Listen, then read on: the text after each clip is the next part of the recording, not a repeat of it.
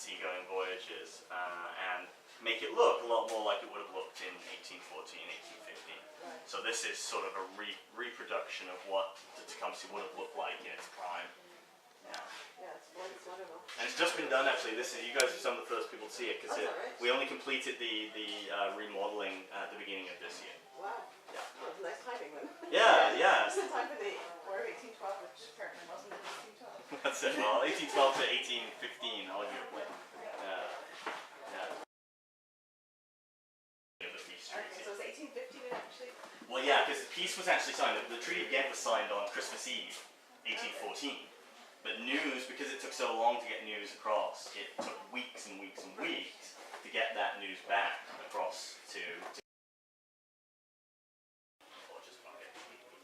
yeah. Yeah, absolutely. Come over. Come over. I guess this is where the other people slept. Thank you very much. Well, you wouldn't have seen a whole lot of redcoats, but the 68th Marine Detachment was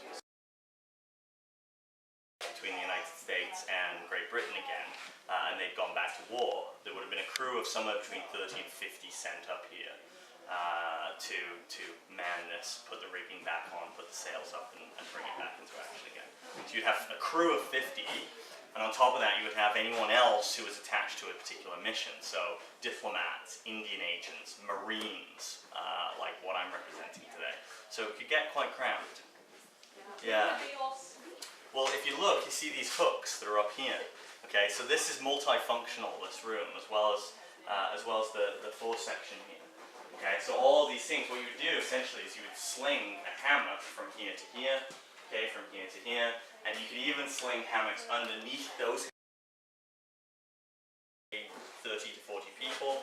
Not all of them would be sleeping at the same time, right? About half of them would be on deck, or usually about a third would be on deck. The other two would be either sleeping or doing other things. So that was, you know, it helped. It meant that, you know, you didn't need quite as many hammocks. Certain men could share hammocks and that kind of thing. So it wouldn't be quite, you know, you wouldn't have 50 people all sort of having to sleep. But it was a bit of a negotiation. I mean, when you look at the Admiralty records from the time period, coming in guys, when you look at the Admiralty records from the time period, you look at, you know, taking on all these supplies, and they're taking on all this stuff, and they're taking on all these people, and it was just an absolute mess. It would have been an incredible negotiation to try and find room for supplies and personnel and all the things that were required for that particular mission. You know, ammunition, all kinds of different things like that, and just having the deck space and having the storage space for it all. When I was reading through some of the Admiralty records, it struck me that it sounded like, you know, loading up a small car to go camping, where it's like, where are we going to put the beach ball? Well, let's stick it in between like the portable barbecue and, you know, our youngest child. And it just really sort of sounded like that, you know, this incredible negotiation of all this stuff, especially on an outbound voyage, right? And a return voyage might be a little bit better, but yeah. Mm-hmm. They keep their barrels. Gunpowder. Going to war, boys. It'd probably be kegs if you got gunpowder.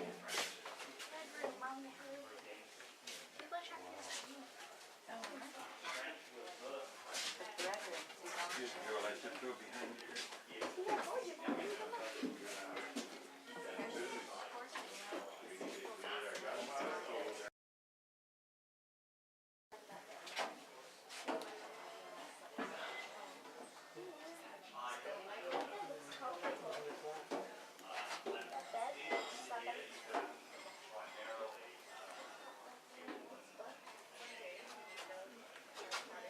This is the biggest one.